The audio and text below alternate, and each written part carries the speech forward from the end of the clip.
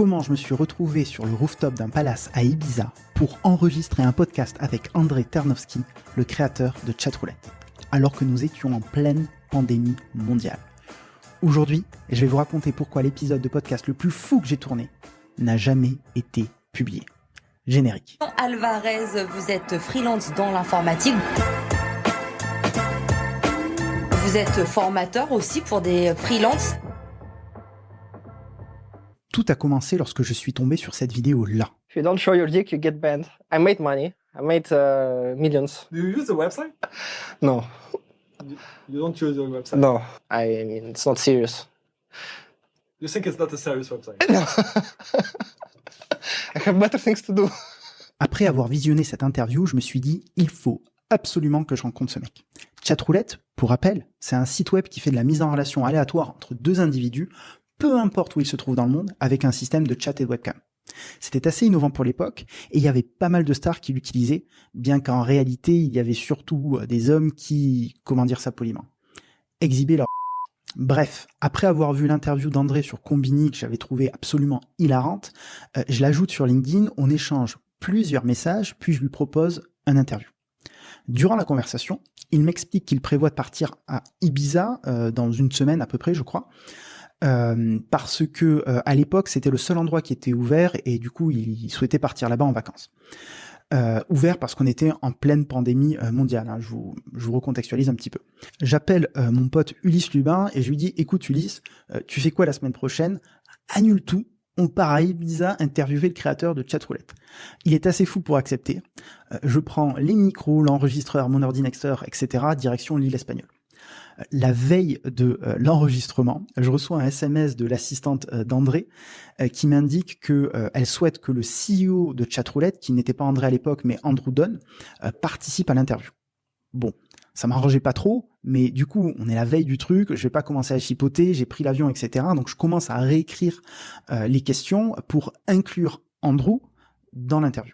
Arrive le matin et je suis malade comme un chien. J'ai la nausée, je suis stressé. On prend un taxi et là le chauffeur, j'ai l'impression qu'il s'était pris pour Luigi dans Mario Kart tellement que la voiture est secouée dans tous les sens. On s'arrête au bord de la route. Je vous passe les détails, mais c'était pas très glorieux. Je suis plus blanc que Voldemort, c'est une catastrophe. Je me dis ça y est, je vais rendre sur le créateur de Chatroulette et finir découpé en petits morceaux au fond de la Méditerranée par la mafia russe. Car oui, pour ceux qui n'ont pas compris, André il est russe. Bref, je commence à me faire plein de films absolument abracadabra. Je me fais plein de films dans la tête. Et là, on finit par arriver dans un hôtel qui est absolument luxueux. Il y a des majordomes, des gens qui viennent nous ouvrir la porte du taxi. Je tends mon portefeuille comme ça à Ulysse. Je lui dis, écoute, vas-y, prends la carte. T'as du cash, je crois, à l'intérieur. Paie, s'il te plaît. Je prends mes affaires. Je sors pour reprendre mes esprits parce que j'avais la tête qui tournait. J'étais ailleurs. Et alors que je suis sur le bord de la plage en train de reprendre mes esprits, il y a Ulysse qui vient me voir et qui me dit « Mec, j'ai oublié mon téléphone dans le taxi. » Donc là, la panique continue. On appelle au début l'hôtel qui nous avait réservé le taxi. Ils répondent pas. On finit par appeler le téléphone d'Ulysse qui était oublié, donc qui était dans le taxi. On appelle. Le taxiteur finit par répondre et nous ramène le téléphone. Bref, on monte sur le rooftop. On commence à tout installer. Le CEO de l'époque, Andrew, et son assistante arrivent. On commence à discuter. Ils étaient super sympas tous les deux. Andrew, c'était vraiment le cliché du beau gosse CEO, intelligent, mesuré, australien. Bref, le gendre idéal. Et là, il y a André qui arrive 50 minutes en retard.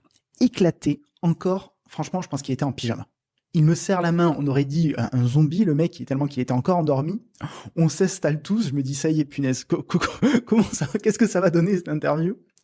Et je me dis, ok, je vais commencer l'interview sur une note positive, et du coup, je leur pose la question à tous les deux, quelles sont les qualités que vous admirez l'un chez l'autre? Et là, j'ai André qui se saisit du micro, et qui me fait le plus long « que je n'ai jamais entendu de toute ma vie. Je me dis super, moi qui voulais commencer sur une touche positive, je viens de lancer un froid digne de la Sibérie, parce que oui, il est russe. Retenez bien cette partie-là pour la fin de l'histoire, parce que elle va être clé. Il finit par me faire une réponse qui est « moi je suis le chaos et lui c'est l'ordre », et c'est pour ça qu'on travaille bien ensemble. Maintenant, je vais vous partager deux histoires, deux mini-anecdotes que j'ai retenues de cette interview et qui m'ont particulièrement marqué. La première, c'est comment il est devenu multimillionnaire. En fait, il m'explique qu'à l'époque, il a mis en place un système d'abonnement sur Chatroulette. Donc on pouvait toujours l'utiliser en mode freemium. Enfin, c'était en mode freemium, du coup, on pouvait toujours l'utiliser gratuitement, mais il y avait un abonnement payant qui permettait aux gens qui s'abonnaient d'être mis en relation avec le top 1% des utilisateurs. Et quand il m'a dit ça, j'ai pas très bien compris. Du coup, je le questionne un petit peu, je dis, mais attends, comment ça, des gens payent, c'est quoi ce top 1% des utilisateurs? Je comprends pas, explique-moi. Et en fait, il m'explique que c'était des hommes qui payaient pour être mis en relation avec des femmes pour le top 1% des utilisateurs. Chatroulette, à cette époque-là, c'était un genre de Tinder mondialisé avant l'heure. Ce qui est incroyable, c'est qu'il a pris tous ses revenus d'abonnement et devinez dans quoi il les a investis? Le Bitcoin. Et c'est comme ça qu'il a fait sa fortune. Aujourd'hui, il m'a dit qu'il avait vraiment plus besoin d'investisseurs pour financer Chatroulette. Voilà, à mon avis, il doit être vraiment multimillionnaire. Deuxième anecdote encore plus folle, c'est lorsqu'il a commencé à être connu et que le site vraiment prenait de l'ampleur, il a déménagé en Silicon Valley. Je crois que c'était vers 2010, mais je peux me tromper sur la date. Il part aux États-Unis et il faut savoir qu'à l'époque, il était très admiré par d'autres entrepreneurs qui ont explosé aujourd'hui. D'ailleurs, à cette époque-là, il rencontre un certain Sean Parker. Sean Parker, c'est un des premiers à faire partie des équipes de Facebook et qui est le fondateur de Napster, la première société à avoir fait du streaming de musique en ligne. Sean Parker, selon Wikipédia, posséderait un capital aujourd'hui de 2,8 milliards de dollars. Et pour ceux qui ont vu le film The Social Network, le rôle de Sean Parker a été interprété par un certain Justin Timberlake. Eh bien, Sean Parker a proposé à André de s'associer pour l'aider à développer Chatroulette, après avoir bossé chez Facebook. Ce qui vous donne déjà une idée d'à quel point il était respecté au niveau de la Silicon Valley. Bon, il faut savoir que André n'a jamais accepté, car il avait peur de se faire avoir, car je cite, je crois qu'il m'a dit une phrase du genre « Les Américains, ce sont tous des requins », et bref, il avait peur de se faire arnaquer et de se faire voler Chatroulette. Il a fini par déprimer en Silicon Valley. Et il est revenu, cette fois-ci pas en Russie, mais en Europe, où il a fini par s'installer en Suisse. Arrive la fin du podcast. Et là, je regarde mon enregistreur, mon Zoom H6, et je me rends compte qu'il a arrêté d'enregistrer car il n'y a plus de mémoire sur la carte SD. Sauf que je n'ai aucune idée de quand l'enregistrement s'est arrêté. Panique à bord, je prends une autre carte SD et on refait la dernière question. Comme ça, je me dis, ok, au pire des cas, je vais rattraper le truc en post-production, au montage, et au moins, voilà, j'aurai la dernière question. Ça va pas finir sans queue ni tête cette interview. Bref, après l'enregistrement, je prends 5 minutes pour regarder et je me rends compte que j'ai perdu environ 20 minutes de l'épisode. Mais je me dis, bon, c'est pas très grave, j'ai la dernière question, je vais pouvoir raccorder le truc et faire quelque chose de relativement bien. Mais ce n'est pas tout, j'ai encore 2 choses à vous dire qui sont absolument folles, donc restez bien jusqu'à la fin de cette vidéo. Mais avant de continuer, j'ai envie de vous poser une question. Est-ce que certains d'entre vous, peut-être, vous avez déjà réfléchi, vous avez déjà contemplé l'idée de lancer un podcast, mais vous avez peut-être abandonné l'idée car vous vous demandez comment trouver des invités prestigieux, comment gérer le montage, les traitements du son, comment choisir le matériel, peut-être que vous pensez que vous avez juste pas le temps, peut-être que vous êtes introverti et mal à l'aise à l'idée de prendre la parole comme ça sur Internet. Eh bien, ce que je vous propose aujourd'hui, c'est une formation pour créer et développer un podcast de A à Z le plus efficacement possible. Je vous enseignerai absolument tout ce que j'ai appris sur le sujet, de comment convaincre des gens incroyables de passer sur votre podcast, jusqu'à la promotion de l'épisode, en passant par le montage, la diffusion, la négociation de partenariat, etc., etc. Je vous mets le lien du programme en description de la vidéo. Reprenons maintenant l'histoire. Il faut savoir une chose, c'est que à l'époque, je souhaitais absolument enregistrer la vidéo pour le podcast afin de le publier sur YouTube. Le problème, c'est que ma caméra était en réparation, je l'avais grillée, et on avait donc utilisé la caméra d'André qui m'avait gentiment proposé d'utiliser la sienne pour enregistrer le podcast. Et donc dans les semaines qui ont suivi la fin de l'interview, je l'ai sollicité plusieurs fois pour qu'il m'envoie la vidéo.